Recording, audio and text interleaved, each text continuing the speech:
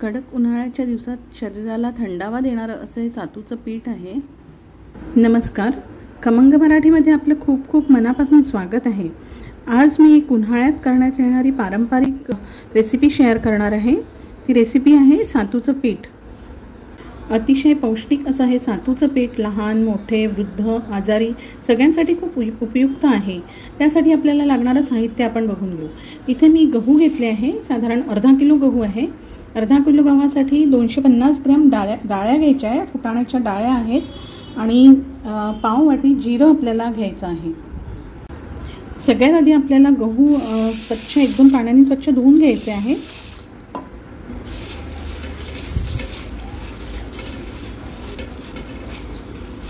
हे गहू मी स्वच्छ धुवून घेतले आहे।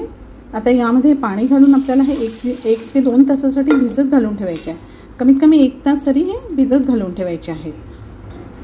त्याच्यावर आपण झाकण ठेवून हे भिजायला ठेवून देऊ। साधारण 1.5 तास झाला आहे। आपण हे गहू बघून घेऊ। गहू चांगले भिजले आहे। आता हे आपण एका चाळणीमध्ये काढून घेऊ।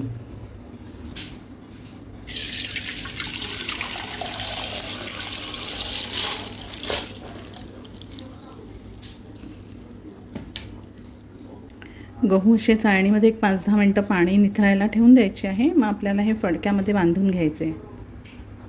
आता या गव्हातलं पाणी जरा निथरलं आहे, तर आता आपण ह्याला एका फडक्यामध्ये बांधून घ्यायचं आहे। एका सुती कापडामध्ये आपण हे घेतलेलं आहे आणि हे आपल्याला असं बांधून घ्यायचं आहे। असे गहू बांधून आपल्याला रात्रभर ठेवायचे आहेत, म्हणजे छान फुगून येतील ते। हे काल रात्री बांधून घेतलेले गहू आपण आता काढून घेणार आहे। गहू छान फुगले आहेत, तर याला आपल्याला भाजून घ्यायचं आहे। याला मी असं जाडबुडाच्या पातेल्यात काढून घेतलं आहे। याला आता भाजून घेणार आहे। कढई गरम होईपर्यंत याला फास्ट ठेवायचं आहे गॅस, आणि त्यानंतर लो टू मीडियम हीटवरती हे छान खरपूस भाजून घ्यायचे आहे। सुरुवातीला कढई गरम व्हायला आणि गहू थोडेसे ओलसर असल्यामुळे वेळ लागतो, त्यामुळे सुरुवातीचे 5 मिनिटं गॅस मोठा ठेवायचा आहे। आता गॅस मी मीडियम केला आहे, त्याला छान खरपूस होईपर्यंत भाजून घ्यायचं आहे। खरं तर मिक्सरमधून थोडं बारीक करून याचं साल काढून घ्यायचं असतं, पण मी ते काढणार नाही आहे, तसंच वापरणार आहे। एक 15 मिनिटं झालेली आहे। छान गहू भाजल्याचा सुगंध पसरला आहे। अजून एक 5-10 मिनिटं आपल्याला हे भाजून घ्यायचं आहे। मंद गॅसवर आपल्याला हा गहू भाजून घ्यायचा आहे।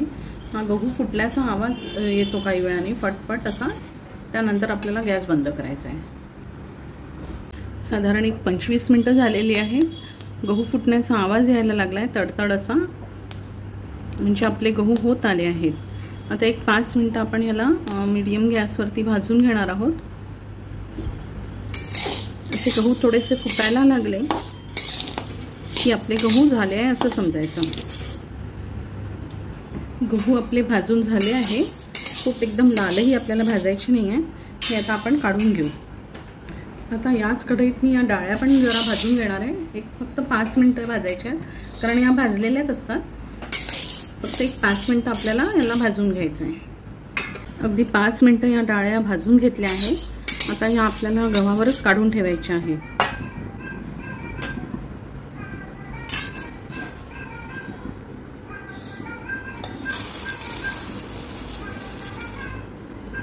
तर याच कढईमध्ये आपण थोडंसं जिरं भाजून घेऊ। हे पाव चमचा जिरं मी घेतलं आहे, ते पण आपल्याला थोडंसं भाजून घ्यायचं आहे। हे अगदी 1 मिनिट आपल्याला परतून घ्यायचं आहे।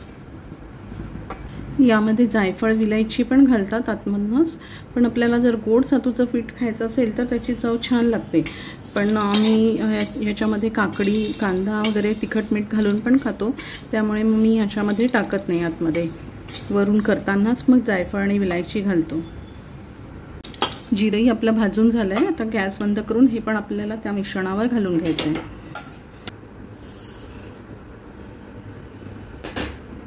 छान सातूच्या पिठाचं आपलं मिश्रण तयार झालं आहे। आता आपल्याला याला थंड होऊ द्यायचं आहे आणि थंड झाल्यावर याला चक्कीवरनं दळून आणायचं आहे। हे असं सातूचं पीठ छान दळून तयार आहे। आता आपण हे खायचं कसं ते बघूया। एका बाउलमध्ये आपल्याला थोडंसं दूध घ्यायचं आहे। दुधाऐवजी तुम्ही पाणी पण घेऊ शकता। त्यामध्ये आवडीनुसार साखर घालायची। साखरेच्या ऐवजी गूळ पण चालेल। थोडंसं हे मिक्स करून घ्यायचं।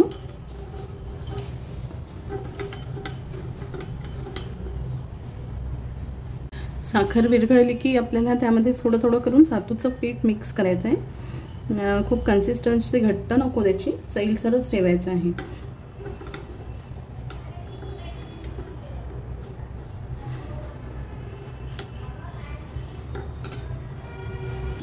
गुठळ्या होऊ न देता छान ते मिक्स करून घ्यायचं आहे।